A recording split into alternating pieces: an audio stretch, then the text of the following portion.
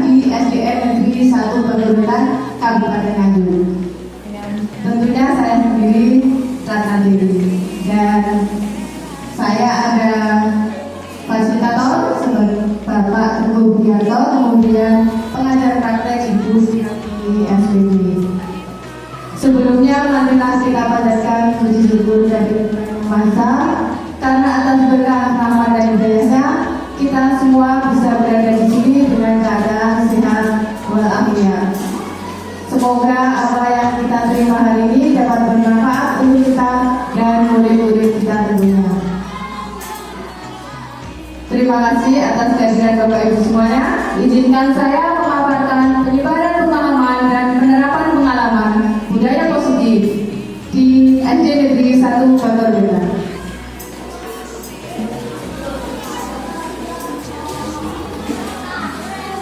Bapak Ibu semuanya, konsep inti budaya positif ada perubahan paradigma belajar, disiplin positif, nilai-nilai kebajikan, kebutuhan dasar manusia, motivasi perilaku manusia, posisi kontrol kita sebagai guru, dan segitiga restitusi. Tentunya ini sebenarnya sudah Bapak Ibu kenal semuanya.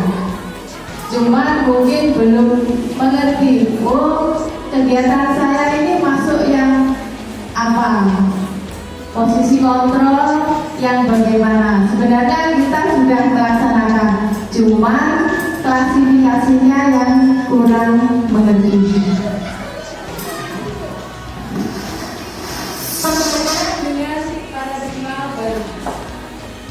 Pembelajaran dengan paradigma baru merupakan pembelajaran yang dirancang berdasarkan prinsip pembelajaran berdiferensiasi.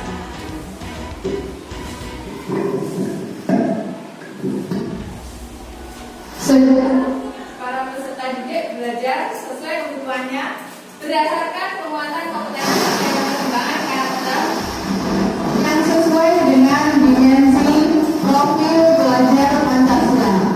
Tentunya Bapak Ibu mengenal semua profil belajar Pancasila, yaitu yang pertama beriman dan bertakwa. Yang pertama, beriman dan bertakwa kepada Tuhan Yang Maha Esa. Untuk dasar perilaku manusia, tentunya didasari atas iman dan takwa kita. Dasar utama. Bila iman dan takwa kurang, maka kepribadian juga kurang baik. Jika iman takwa baik, kepribadian tentu juga tumbuh dengan baik. Perilaku juga akan menjadi baik. Tentu ini berpengaruh dengan perilaku budaya positif kita semuanya, termasuk anak didik kita. Kemudian berkebinekaan global. Kita tahu semuanya bahwa Indonesia terdiri atas pulau dan suku yang berbeda. Kita harus bisa menanamkan bahwa Indonesia berbineka, sehingga rasa itu tetap tertanam pada murid kita dan murid kita tetap cinta dengan Indonesia. Kemanapun dia berada tidak melupakan Indonesia. Kemudian bergotong royong. Bergotong royong saling membantu, solidaritas. Kita praktekkan dalam kegiatan sehari-hari seperti piket di kelas, membersihkan lingkungan kelas. Selain itu dalam pembelajaran juga apa Bapak Ibu? Bekerja secara kelompok. Ya, itu juga termasuk gotong royong, pembagian tugas di dalam kelompok. Kemudian kreatif. Tentunya ke depan anak didik kita merupakan penerus bangsa yang dituntut untuk kreatif, yang mana mereka nanti akan bersaing dalam hidup, sehingga jika mereka kreatif akan menjadi manusia yang bahagia dan bermanfaat untuk masyarakat. Berikutnya adalah bernalar kritis. Bapak Ibu tahu bernalar kritis? Mungkin yang bagaimana? Mengapa?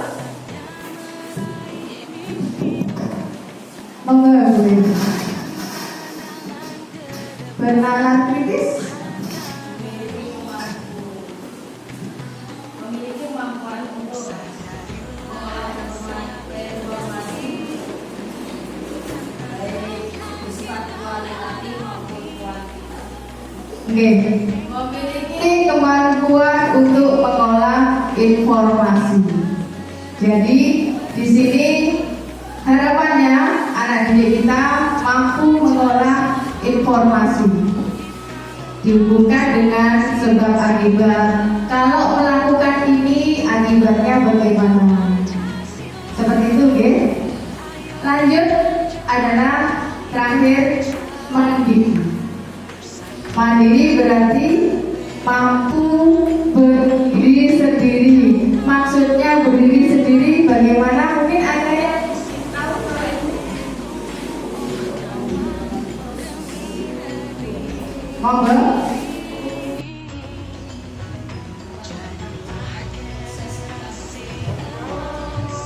Oke, dapat mempertahankan proses atau hasil dari pembelajaran. Mungkin ada yang mau menambahkan, monggo, Bu Wiwi, maksud dari mandiri.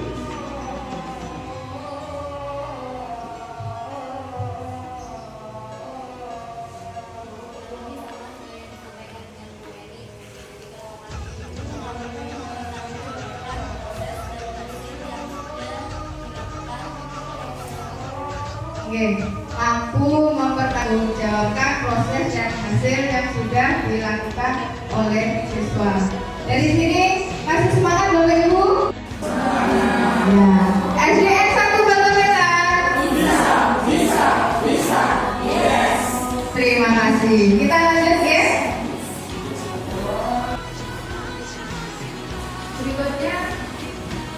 Berikutnya miskonsepsi tentang teori kontrol.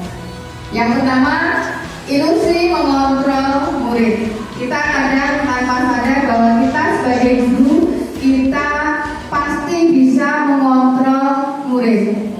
Itu benar apa tidak, Bapak Ibu? Benar. Berarti mungkin awalnya keyakinannya sama. Saya juga seperti itu. Saya pasti bisa mengontrol murid kita. Itu keyakinan kita pada awalnya. Nanti ke belakang kita semua akan tahu ini benar atau kurang benar. Berikutnya adalah ilusi bahwa semua penguatan positif, efektif dan bermanfaat. Nah, ilusi bahwa semua penguatan positif, efektif dan bermanfaat. Contohnya apa penguatan positif? Contohnya apa kira-kira? Penguatan positif? Contohnya, kamu pintar, hasilnya sangat bagus. Seperti itu ya, sifatnya seperti apa kira-kira? Ribet atau pujian. Nah, nanti ke belakang ini bagus atau tidak diterapkan. Lanjutnya adalah ilusi bahwa kritik dan membuat rasa bersalah mampu menguatkan karakter. Membuat rasa bersalah. Bapak Ibu mungkin pernah melakukan membuat rasa bersalah. Contohnya mengucapkan kata-kata yang bagaimana?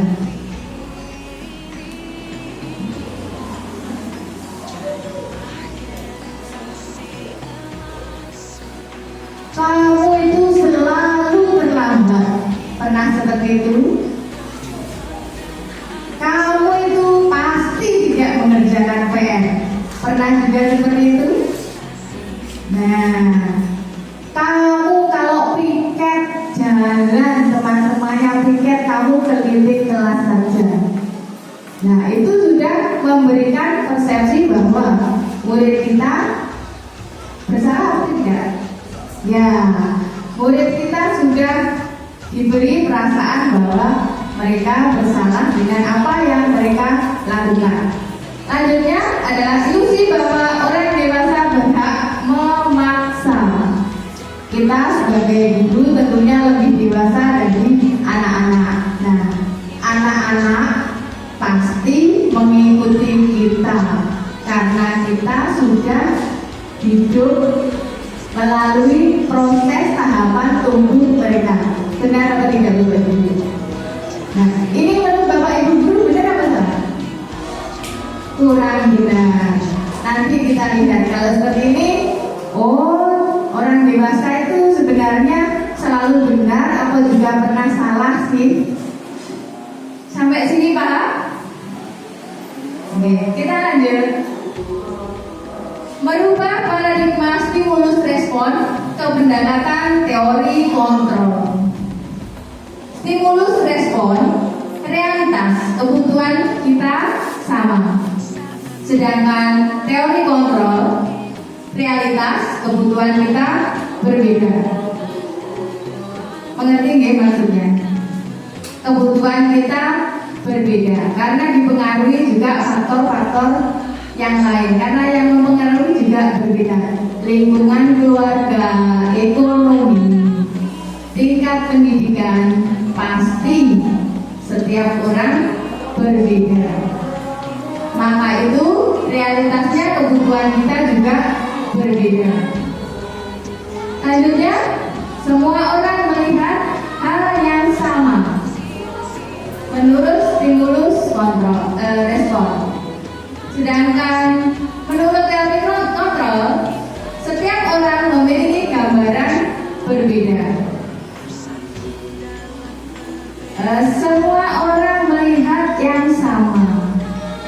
Pohon sama, tapi ada setiap orang memiliki gambaran yang berbeda. Jika dilihat dari sisi samping, sama-sama melihat dari sisi samping, pohon itu mungkin sama. Tapi kalau dilihat dari sisi depan, bentuk pohon sama atau berbeda? Berbeda. Maka dari itu bahwa setiap orang memiliki gambaran yang berbeda, tergantung sudut pandang. Yang ketiga, kita mencoba mengubah orang agar berpandangan sama dengan kita menurut stimulus respon. Sedangkan teori kontrol, kita berusaha memahami pandangan orang lain tentang dunia. Jadi di sini kalau stimulus kontrol kita mencoba mengubah orang agar berpandangan sama dengan kita, seakan-akan pendapatnya harus sama dengan kita atau tidak? Yes, seakan-akan. Kalau kita berusaha memahami pandangan orang lain tentang dunia, artinya berikutnya. Kita berusaha memahami pandangan orang lain tentang dunia. Berarti kita yang memahami mereka.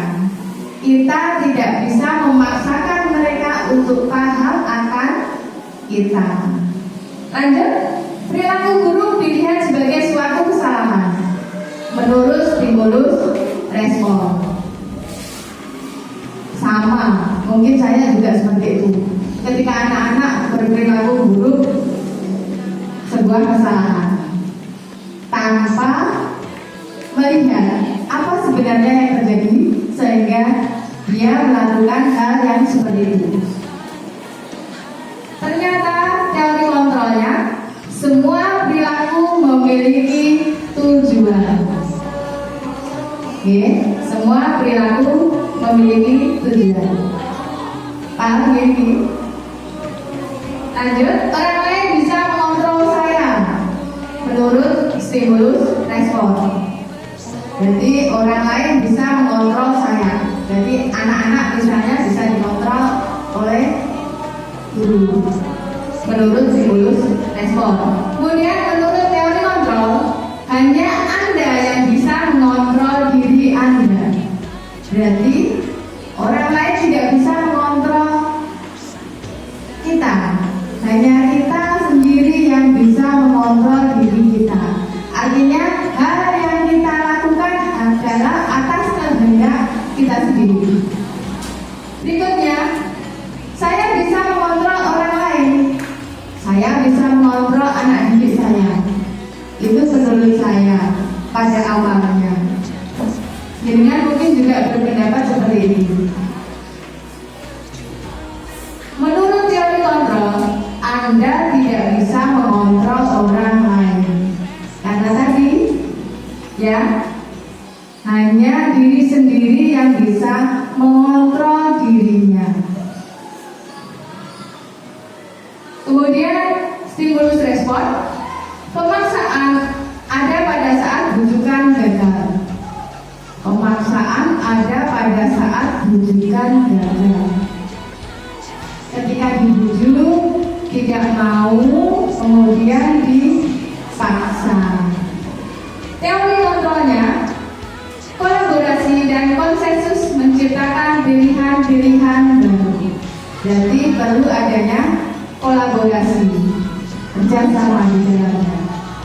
Terakhir, model berpikir menang atau kalah.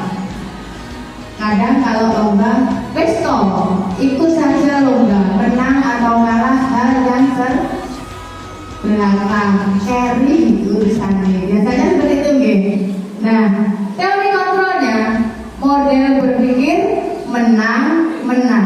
Jadi kalau Bapak Ibu ingin daftar CGP, berarti harus ikut, lolos. Jangan aku pokok daftar, lolos nggak lolos, carry. Ngerti nggih? Sampai sini mengerti? Mengerti nggih? Nah, ini menurut teori kontrol, stimulus respon dan teori kontrol. Nah, masih semangat Bapak Ibu? Tepuk semangat.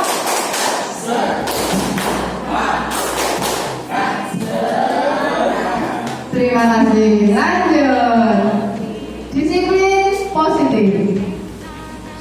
Disiplin berasal dari kata disiplina, artinya belajar. Disiplin mengacu pada disiplin diri yang memiliki tanggung jawab terhadap apa yang dilakukannya berdasarkan nilai-nilai yang diyakini. Berarti berdasarkan nilai-nilai yang diyakini berasal dari diri sendiri.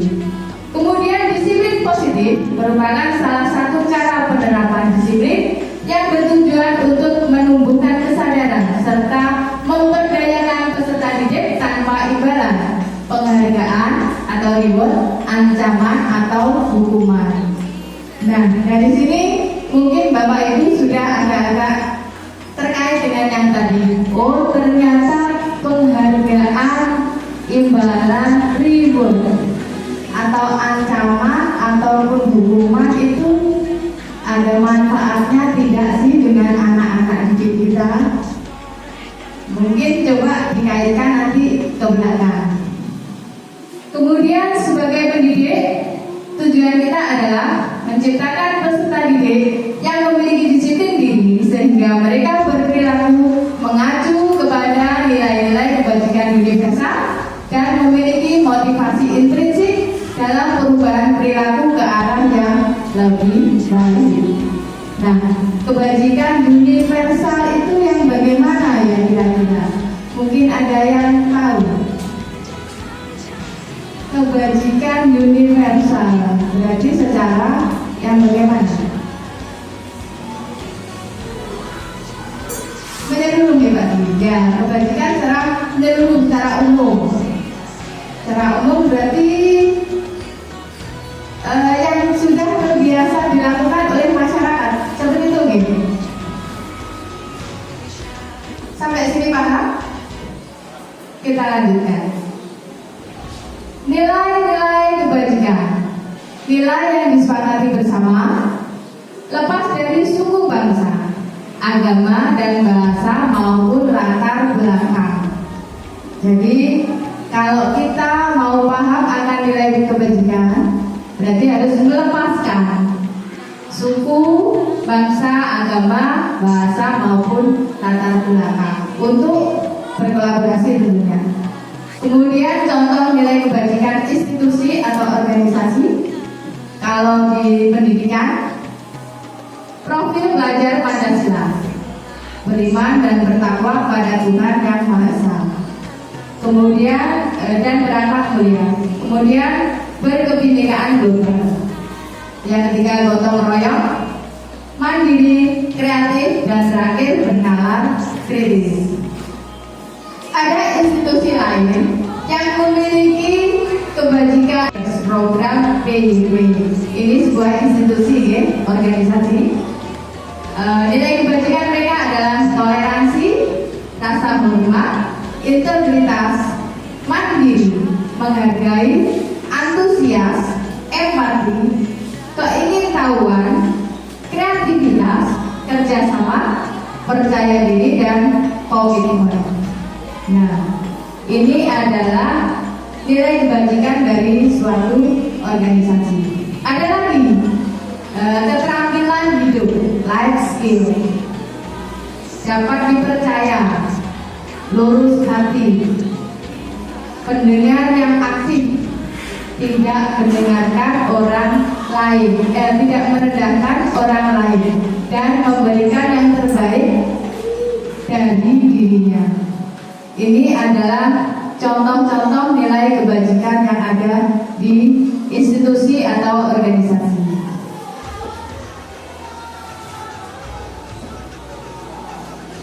Nah, kebutuhan dasar manusia. Coba dikaitkan dengan kebutuhan kita. Kebutuhan dasar manusia adalah segala sesuatu yang kita lakukan untuk mendapatkan apa yang kita inginkan. Jadi kita melakukan suatu hal itu untuk suatu tujuan pasti. Kemudian seluruh tindakan yang kita lakukan memiliki tujuan tertentu, dan semua usaha terbaik yang kita lakukan adalah dalam rangka agar kebutuhan dasar kita terpenuhi dengan baik. Dari sini ada yang ditanyakan atau sudah jelas? Sudah jelas, ya? Jadi segala sesuatu yang kita lakukan pasti ada tujuannya. Kita berangkat pagi dari rumah sampai ke sekolah, tidak terlambat, pasti ada tujuannya. Memberi contoh yang baik untuk anak didik kita. Nah, seperti itu. Selanjutnya, kebutuhan dasar manusia itu ada 5. Yang pertama, kebutuhan bertahan hidup. Pasti itu, setiap manusia tetap ingin bertahan hidup atau survive, ya. Kedua, cinta dan kasih sayang. Belong, ya. Cinta dan kasih sayang. Setiap makhluk hidup pasti butuh cinta dan kasih sayang. Ada cinta sesama manusia, ada cinta di dalam keluarga dan bermasyarakat. Ketika cinta itu terbentuk dengan baik, tentunya menimbulkan rasa nopo.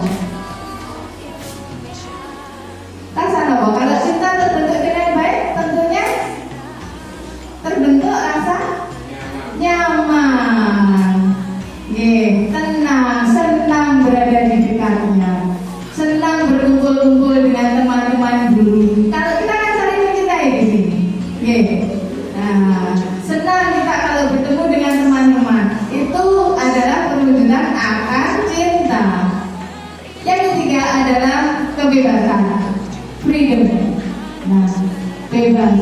Setiap orang pasti tidak ingin disekang. Kebebasannya bagaimana? Tentunya. Apa bebas sebebas-bebasnya? Tidak. Kita harus memperhatikan apa tadi? Kebajikan universal. Kemudian yang keempat, kesenangan. Setiap manusia pasti butuh butuh akan rasa senang. Tidak ada yang ingin bersedih. Ada yang ingin bersedih? Tidak. Kalaupun bersedih pasti keterpaksaan. Kalau anak muda terpaksa putus cinta berarti bersedih. Gini membaca. Nah, kalaupun bersedih pasti keterpaksaan. Manusia pada umumnya ingin selalu senang. Kelima adalah kekuasaan. Setiap manusia pasti ingin memiliki kekuasaan. Maksudnya kekuasaan yang bagaimana? Kekuasaan yang bagaimana? Ibu rumah tangga itu juga memiliki kekuasaan loh. Jangan remehkan ibu rumah tangga. Kekuasaannya bagaimana ibu rumah tangga? Punya gambaran kan ya? Mengatur rumah, wah dia berkuasa akan rumah. Ya, seperti itu. Jadi gambaran kekuasaan tidak hanya digambarkan dengan jabatan, tetapi juga dengan lingkungan di mana dia berada. Sampai sini Pak? Masih semangat? SDN 1 Bangga Datar. Bisa, yes. Oke, lanjut ya. Nah, ini motivasi perilaku manusia. Ada motivasi ekstrinsik dan motivasi intrinsik. Kalau ekstrinsik berarti dari luar. Kita bisa mempengaruhi anak didik kita atau tidak? Bisa. Menurut kita bisa mempengaruhi anak didik kita. Tapi kalau berdasarkan teori ngobrol bisa atau tidak? Tidak bisa. Motivasi ekstrinsik untuk menghindari kenyamanan atau hubungan. Anak-anak mungkin akan manut dengan bapak ibu semua. Karena apa? Misalnya, kamu tidak mengerjakan PR, berdiri di lapangan 1 jam. Akhirnya ketika ada PR, dikerjakan atau tidak? Dikerjakan. Supaya apa? Tidak dihukum, tidak berdiri di lapangan. Nah, ini yang biasa kadang setiap hari Senin. Anak-anak tidak memakai seragam lengkap saat upacara. Nah, tapi kita tidak mengadakan hukuman di atas itu. Mungkin jangan lupa minggu depan dipakai lagi, memakai seragam yang lengkap. Seandainya tidak berseragam lengkap, baris di barisan belakang. Nah, itu anak-anak pasti menghindari. Pada hari Senin pasti memakai seragam lengkap. Supaya apa? Tidak baris di belakang. Nah, itu untuk menghindari ketidaknyamanan atau hukuman. Jadi dilakukan secara terpaksa. Kemudian ekstrinsik yang kedua, untuk mendapatkan imbalan atau penghargaan dari orang lain. Siapa yang bisa mengerjakan Bu Guru kasih permen? Nah, aku Bu. Ya, ternyata itu dari guru yang memberikan stimulus supaya anak-anak mau mengerjakan misalnya. Kemudian motivasi intrinsik untuk menjadi orang yang mereka inginkan dan menghargai diri sendiri dengan nilai-nilai yang mereka percaya. Berarti muncul dari dalam diri. Tanpa harus dipaksa, setiap Senin pasti memakai seragam lengkap. Tanpa harus dipaksa, anak-anak pasti mengerjakan PR. Tanpa diberi imbalan, tanpa diberi permen, anak-anak pasti mau maju ke depan. Itu yang harus kita munculkan untuk pada diri anak didik kita.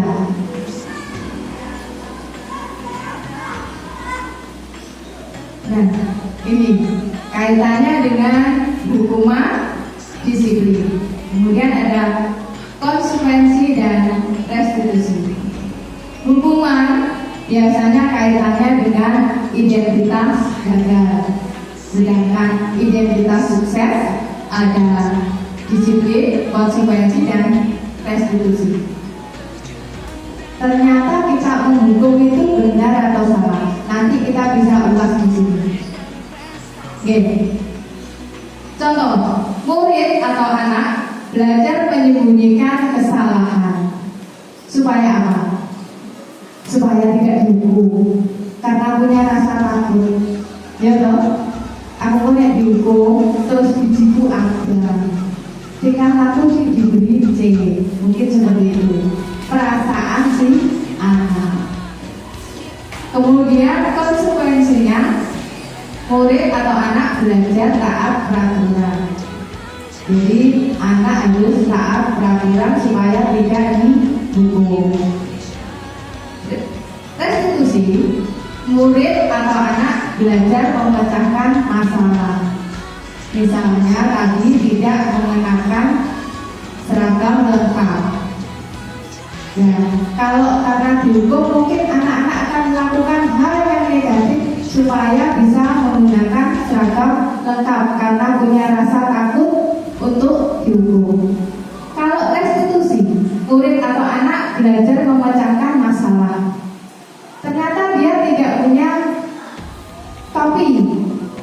Bagaimana caranya supaya dia punya topi? Supaya anak memecahkan masalahnya. Bagaimana caranya supaya punya topi? Berarti kita harus memaksakan kehendak enggak? Hari Senin harus pakai topi. Dipaksakan atau tidak? Kira-kira dipaksakan atau tidak? Kira-kira dipaksakan atau tidak? Tidak. Tapi diberikan anak-anak untuk memecahkan masalah. Contohnya bagaimana? Misalnya. Contohnya bagaimana? Berapa sih harga topi? Nanti ditanya sendiri. Uang sakunya berapa? Kira-kira sampai berapa hari itu bisa mengisinya? Berarti kita bisa memberi toleransi juga untuk anak-anak. Nah itu catatan untuk kita. Tidak serta-merta. Karena apa tadi? Orang melakukan sesuatu karena ada tujuan. Berarti tidak memakai topi, kemungkinan ada hal yang lain mempengaruhinya. Tadi karena kita tidak sama, faktor ekonomi, faktor pendidikan dan tidak sama.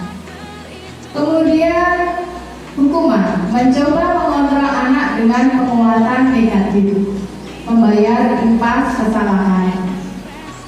Contohnya tadi berdiri di lapangan, hormat ke bendera 1 jam. Nah itu.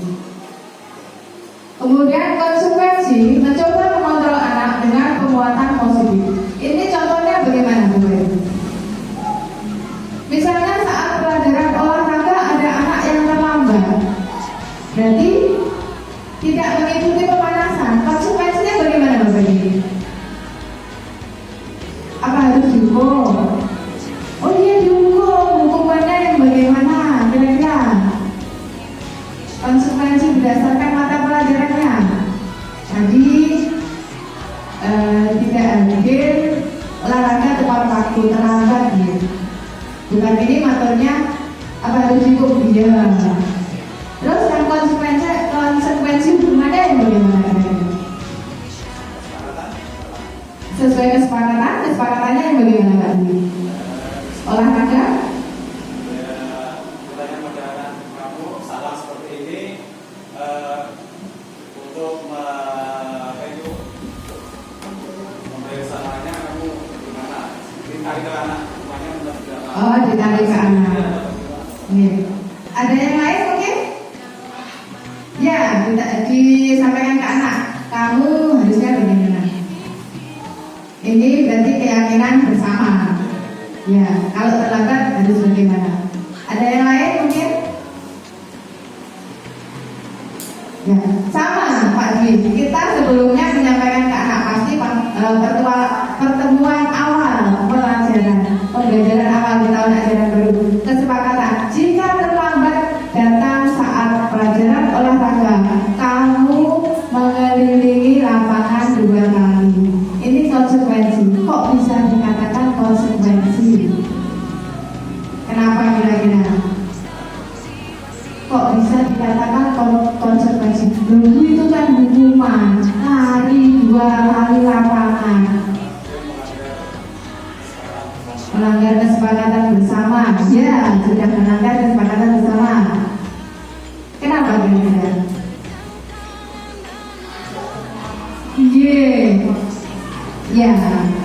Ya, melanggar kesepakatan pasti, kemudian tidak ikut pemanasan.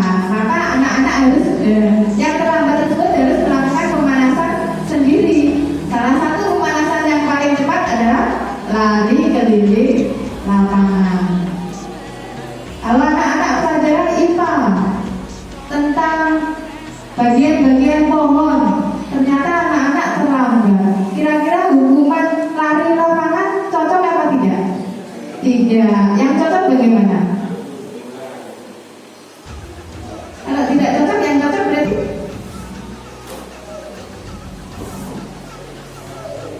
bagian-bagian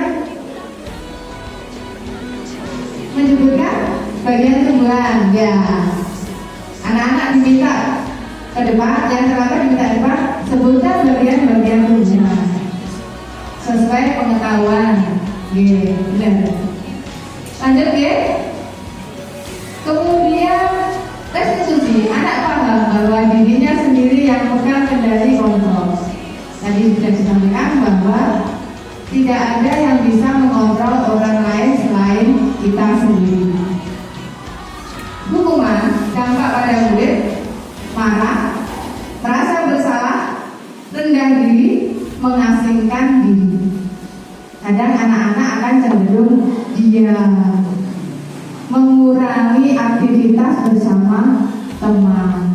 Dampaknya ke masyarakat bagaimana? Akan memberi masukan ke masyarakat atau diam saja? Diam saja. Berkembang atau tidak kalau anaknya seperti itu? Kalau anaknya cenderung diam, kira-kira berkembang atau tidak? Tidak, kurang berkembang. Jadi hukuman itu dampaknya bisa merugikan anak. Kemudian identitas sukses konsekuensi kehilangan hak, waktu jeda seorang diri atau time out, penahanan. Kehilangan hak, waktu jeda seorang diri, kemudian penahanan. Kalau dihukum berarti haknya merdeka hilang apa ya? Kebutuhan 5 kebutuhan manusia, salah satunya tadi adalah kebebasan. Nah, haknya juga berkurang, hilang. Kemudian restitusi. Murid atau anak tidak kehilangan waktu, namun bersemangat untuk memperbaiki diri. Seperti itu ya. Jadi kalau topiknya tidak ada, kira-kira kapan jadi murid akan antusias untuk menabung. Yang terakhir, tiba-tiba tidak diharapkan atau sangat melukai perasaan. Datangnya hukuman pasti tiba-tiba. Dengan kalau penghukum itu biasanya dipikirkan dulu ada kesepakatan atau tidak? Tidak. Rame ngosek kamar mandi. Itu sudah ada kesepakatan atau tidak? Tidak ada kan? Kalau keputusan seperti itu, tapi kita tidak pernah menghukum ngosek kamar mandi. Nah, kalau seperti di sana, rame saja berdiri di luar. Itu kan juga spontanitas dari kita sebagai guru. Tapi kita nggak pernah seperti itu. Kemudian konsekuensi sudah diketahui, masuk akal. Sudah diketahui, kan tadi sudah disepakati bersama. Contohnya terlambat olahraga pasti lari keliling lapangan. Resiko berupa undangan untuk mengadakan restitusi. Undangan itu berarti apa? Memanggil anak didik, diajak komunikasi, ditanya dengan baik-baik. Nah, nanti kita juga akan membahas tentang restitusi.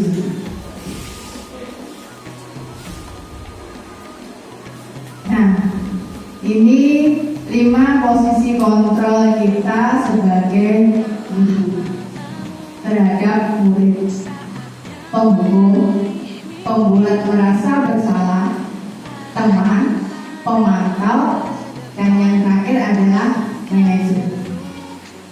Bapak Ibu biasanya memposisikan diri sebagai yang apa? Posisi kontrol yang bagaimana? Semuanya, dari menghukum, membuat merasa bersalah, teman, pemantau, manajer, semuanya. Yang pada umumnya teman, manajer, pemantau, pembuat merasa bersalah. Biasanya kalau saya sendiri umumnya dulu membuat merasa bersalah. Wis tuanya wis langsung kamu itu kalau di kelas ramean. Kemudian teman, ayo duduk sini. Bok jangan begitu, kamu gak kasihan dengan bapak ibu dulu.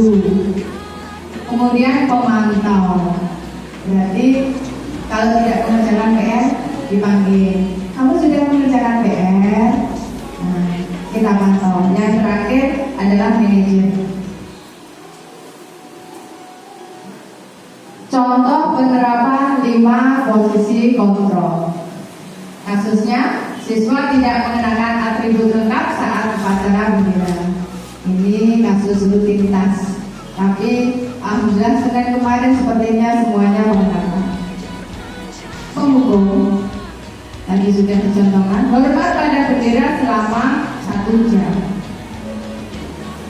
Anak yang tidak mengenakan diposisikan ke belakang.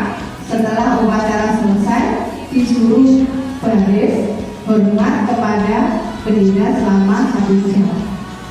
Sudah ikut upacara durasi lama, ditambah hormat 1 jam. Bayangkan rasa lelahnya. Kemudian yang kedua, membuat merasa bersalah. Berapa kali ibu atau bapak guru harus memberitahu kamu selalu saja mengecewakan bapak ibu guru. Nah, ini langsung, sifatnya langsung, berarti langsung menunjuk bahwa dia bersalah. Dari kalimat kamu selalu saja mengecewakan ibu atau bapak guru, berarti dia selalu bersalah. Enak bener-bener salah, ini kalau ada salah terus berarti minder atau boten? Ya, lama-lama di hati anak terasa tersakiti hatinya. Kemudian mungkin akan membentuk anak yang minder tadi menjadi pendiam. Mungkin lebih baik diam biar tidak dimarahi, biar tidak disalahkan. Kemudian yang ketiga, teman. Ayo dong ikuti aturan sekolah. Tolong bantu ibu atau bapak untuk hal ini. Ya, sudah tidak apa-apa. Lain kali jangan sampai berbuat seperti ini lagi ya. Nanti kalimatnya sedikit halus, seakan-akan ngobrol dengan temannya sendiri. Nah, ini biasanya yang sering kita gunakan sebagai teman. Selama ini seperti itu. Saya merasa dulu juga posisi teman ini posisi yang sangat baik. Ini posisi kontrol yang top mantap. Lanjut, posisi pemantau. Kamu sudah melanggar peraturan sekolah, kamu tahu konsekuensinya. Sudah upacara kamu beri atributnya koreksi dan jangan diulang lagi. Setelah selesai upacara, disuruh beli ke koperasi, beli atribut tanpa memperhatikan punya uang atau tidak. Kalau tidak punya uang berarti memaksakan diri apa enggak? Memaksakan diri, boleh. Akhirnya terjadi hal-hal yang negatif. Nah, ini yang harus dihindari. Posisi yang terakhir adalah posisi ideal sebagai manajer. Apakah kamu tahu kesalahanmu? Jadi anak kita panggil, kita tanya dengan baik-baik. Manggilnya jangan serta-merta di hadapan, kita tanyanya jangan serta-merta di hadapan teman-teman, biar anak tidak merasa malu. Jadi dipanggil kemana atau kita ngobrol secara baik-baik. Apakah kamu tahu kesalahanmu? Jadi anak mencari sendiri apa kesalahannya. Jadi sadar akan kesalahannya. Kemudian kira-kira bagaimana kamu memperbaiki kesalahanmu? Ini artinya anak mencari solusi atas kesalahannya. Bagaimana cara memperbaiki kesalahannya? Bagaimana kesalahan itu menjadi baik? Lanjut ya. Nah, sekarang posisi kontrol yang bagaimana kan aku? Kira-kira dari pertanyaan ini saya kecewa sekali dengan kamu. Nah, ini posisi kontrol yang apa? Pembuat atau pembuat merasa bersalah. Saya kecewa sekali dengan kamu. Kita coba lihat ya.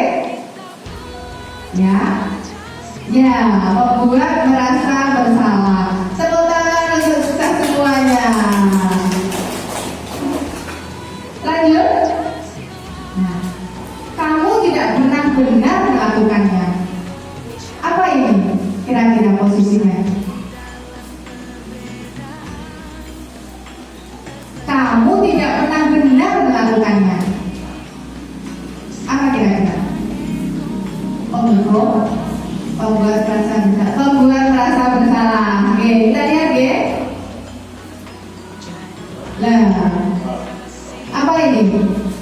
Ternyata kalimat itu juga merupakan sebuah hukuman. Berarti ada beberapa kalimat yang ternyata hukuman. Kamu tidak pernah benar melakukannya. Berarti dia selalu salah. Tidak pernah benar. Lanjutnya, apa rencanamu untuk menyelesaikan masalah ini? Kira-kira apa? Manajer. Kita lihat jawabannya. Nah, benar, manajer. Lanjut ya, masih semangat? Semangat. Oke. Ayolah lakukan ini Bapak Ibu ya. Teman, kita lihat. Ya, teman. Kamu tidak akan mendapat nilai jika tidak mengerjakan tugas. Apa ini kira-kira?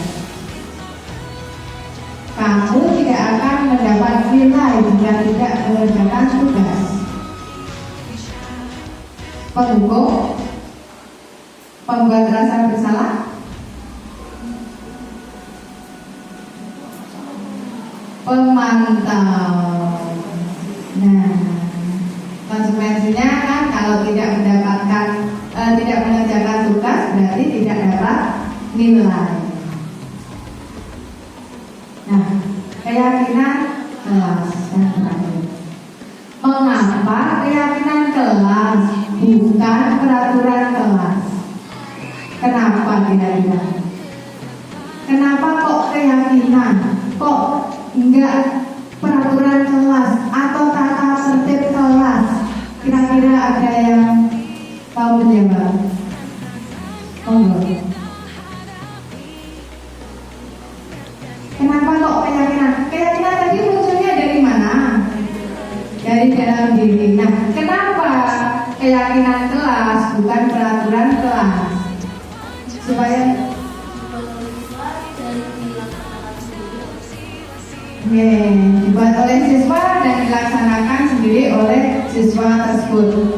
Keyakinan itu berarti munculnya dari hati siswa. Karena munculnya dari hati siswa, secara otomatis siswa pasti melaksanakan.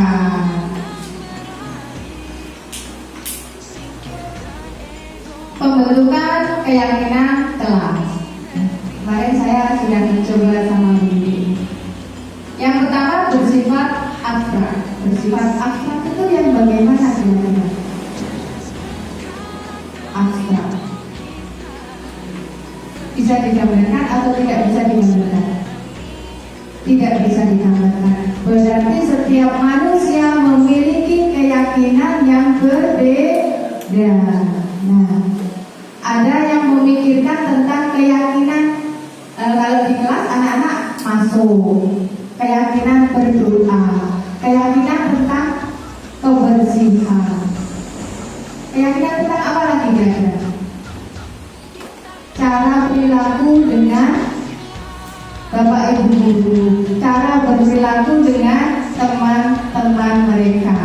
Nah, mereka punya keyakinan yang berbeda. Yang diutamakan itu yang mana? Kemudian berupa pernyataan universal, berarti menyeluruh. Menyeluruh berarti mencakup semua warga kelas. Keyakinan itu pasti mencakup kebutuhan, keinginan satu warga kelas. Apa yang dipikirkan oleh satu warga kelas. Dibuat dalam pernyataan positif. Maksudnya dibuat dalam pernyataan positif, pernyataannya positif, tidak menggunakan pernyataan yang negatif. Jadi yang bagaimana yang positif? Tidak memakai kata jangan. Ada lagi mungkin.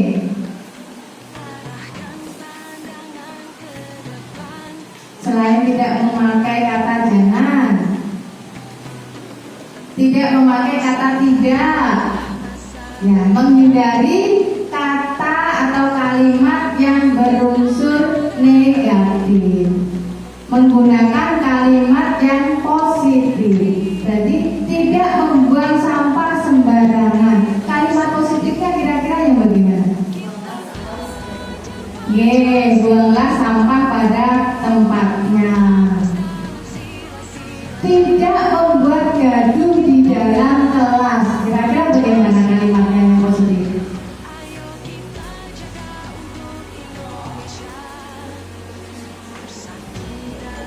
Ayo. Tidak membuat gaduh di dalam kelas. Ini berhubungan dengan rasa apa sih? Saling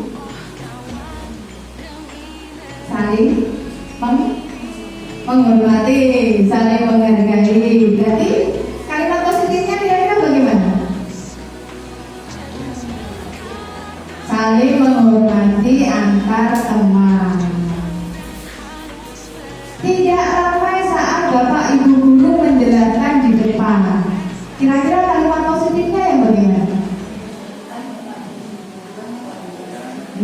Memperhatikan Bapak Ibu guru ketika menyampaikan pelajaran. Kira-kira apalagi dengan bisa menerapkan di dalam kelas. Tidak terlambat waktu masuk sekolah. Berarti kira-kira apa kalimatnya? Datang tepat waktu atau datang lebih awal. Kita lanjut, dibuat dalam bentuk kata sehingga mudah diingat. Berarti kalau bisa jangan terlalu panjang, ya. Katanya jangan terlalu panjang, cukup singkat tapi mudah diingat. Jagalah kebersihan, seperti itu. Sesuai kondisi kelas dan sekolah sehingga mudah diterapkan. Tentunya karena keyakinan kelas datang dari hati anak-anak sendiri, tentu pasti sesuai dengan kondisi mereka, kondisi kelas dan sekolah, sehingga mudah diterapkan. Kemudian semua warga sekolah atau kelas dilibatkan dalam membuat keyakinan kelas. Nah, melibatkannya bagaimana? Kita ajak anak-anak untuk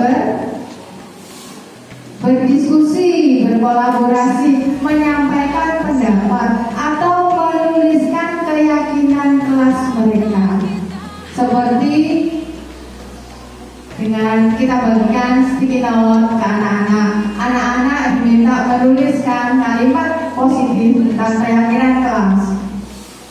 Kita bisa memilih bagaimana keyakinan yang pas dengan kondisi anak-anak.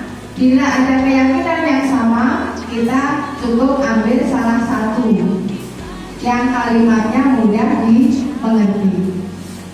Kemudian kalau sudah ditulis, diyakini, ditempelkan, pasti disepakati bersama.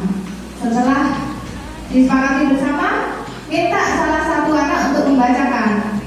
Kemudian kita buat tanda tangan kesepakatan.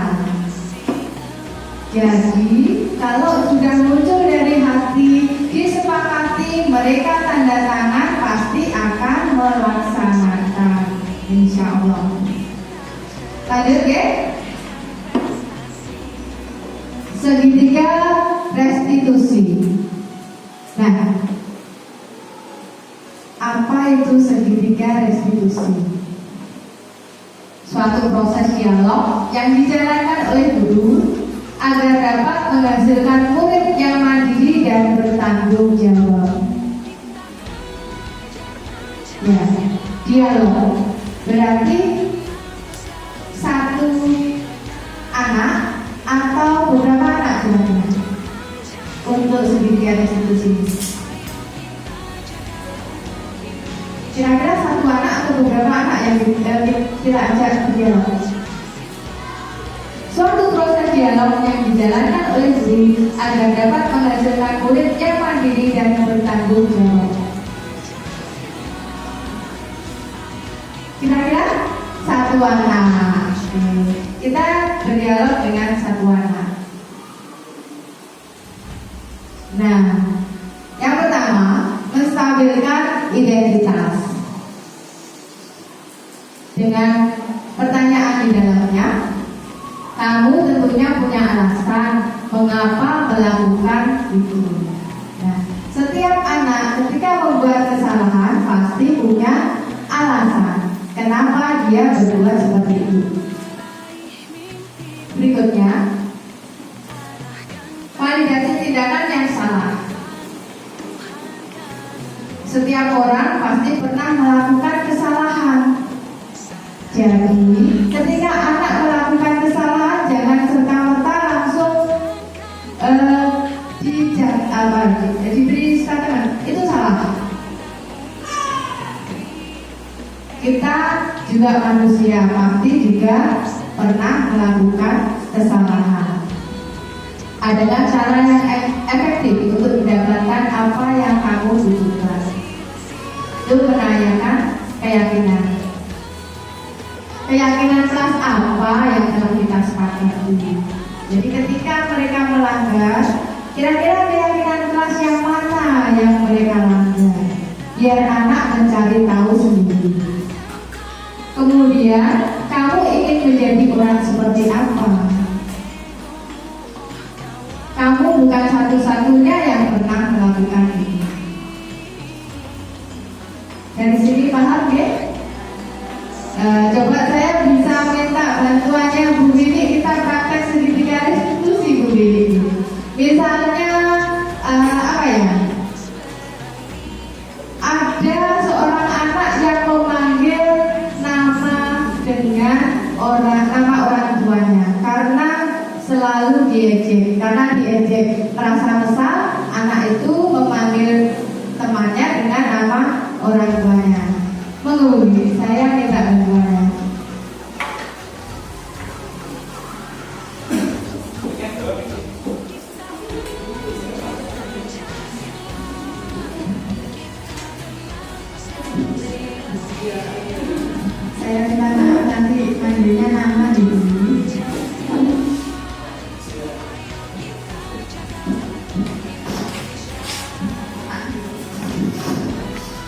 Bibi, Ibu Rana tadi dengar kamu memanggil Bisil dengan nama orang tuanya. Apakah itu benar? Salah. Kamu tidak melakukannya.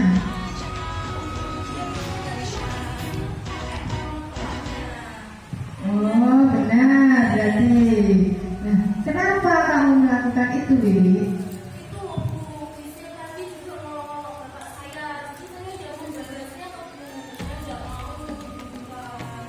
Oh, Bisil ternyata mengolok-olok kamu. Nah, apa yang kamu lakukan itu sebenarnya wajar juga. Burada mungkin juga akan seperti itu, merasa kesal jika diolok-olok dan dipanggil oleh nama orang tuanya. Rasanya sangat sakit di hati. Mungkin kamu tidak merasakannya. Nah, kalau seperti itu, kira-kira apa yang kamu lakukan itu bagaimana? Salah. Oh, berarti kamu sudah paham ya bahwa apa yang kamu lakukan itu kurang benar. Nah, kira-kira apa yang kamu tidak taati di sini? Ya, berarti kamu tidak menghormati Bisil sebagai temanmu. Kamu memanggilnya dengan namanya. Kalau kamu sudah tahu bahwa itu tidak benar, nah, kira-kira apa yang akan kamu lakukan, Bibi? Ya, nanti kalau Bisil seperti itu, kamu jangan memanggil dengan nama orang banyak, lapor ke bapak ibu yang ada. Ya, ya, kembali ke tempatnya ya, Bu. Nah, istirahat dikit ya.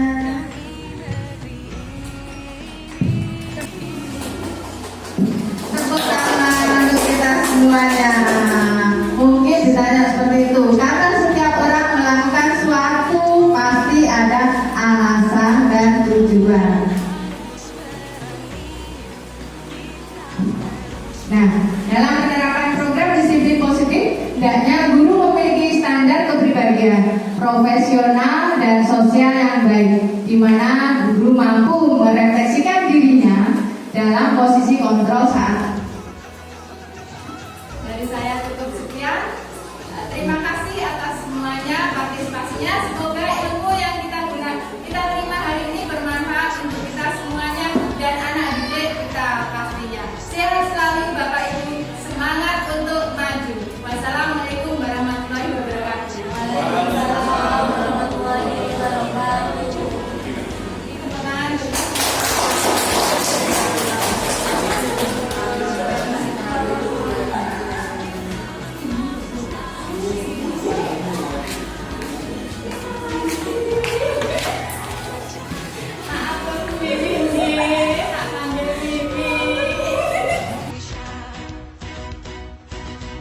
Assalamualaikum warahmatullahi wabarakatuh.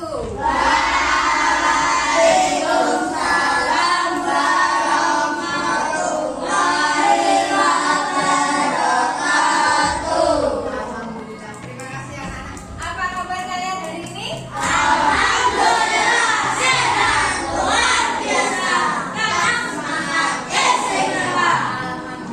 Walaupun siang begini masih semangat dan istimewa. Terima kasih, tepuk tangan untuk kita semua.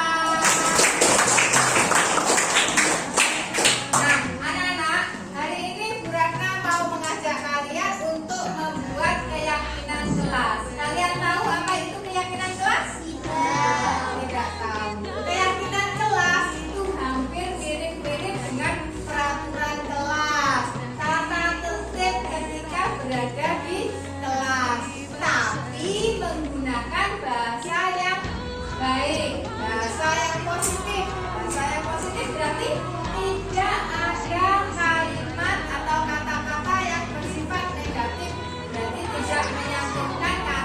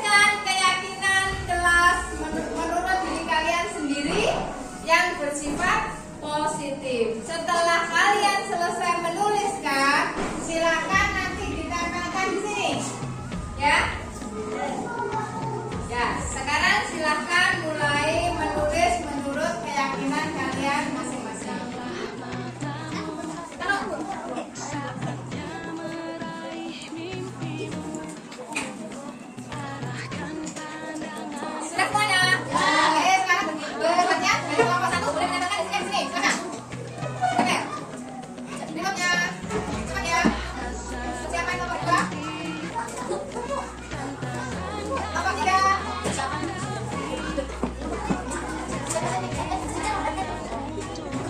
Kelompok 4. Sudah semuanya, sudah tempel ya? Setelah kita tempel, siapa yang mendampingi berangkat di sini untuk menyeleksi? Kata ada pangkat yang sama. Ya, Kak.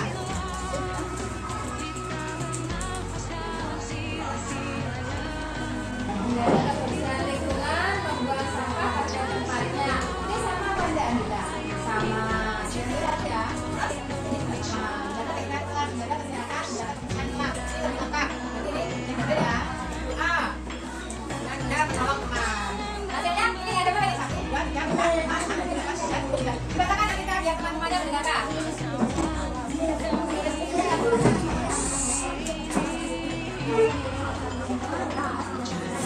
Makasih Anita, silahkan duduk kembali. Nah anak-anak, kita sudah menyelesaikan membuat keyakinan kelas. Nah tahap yang terakhir adalah menyepakati. Ini sepakat? Sepakat. Kalau sepakat, sekarang kita tanda tangan kesepakatan bersama. Tanda tangan ya, mulai dari belakang sekarang. Absen 1. Kelompok 4 saja, silahkan. Ayo 4, maju. Tanda tangan, baris yang rapi.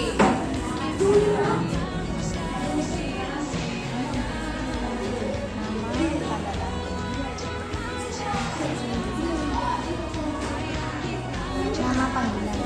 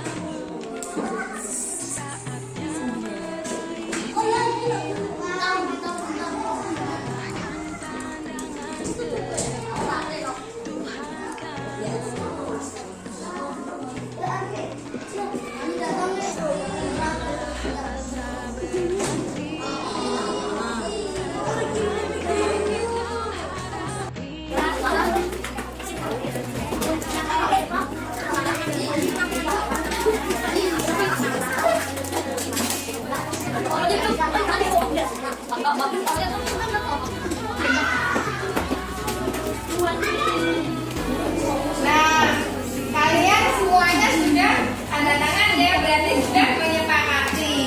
Kemudian nanti kesepakatan ini kita buat bersama, kita hias, kita tempel di dalam kelas. Semoga keyakinan ini kalian yakini dan kalian lakukan dengan sepenuh hati. Terima kasih, semangat belajar, semangat untuk maju. Wassalamualaikum warahmatullahi wabarakatuh.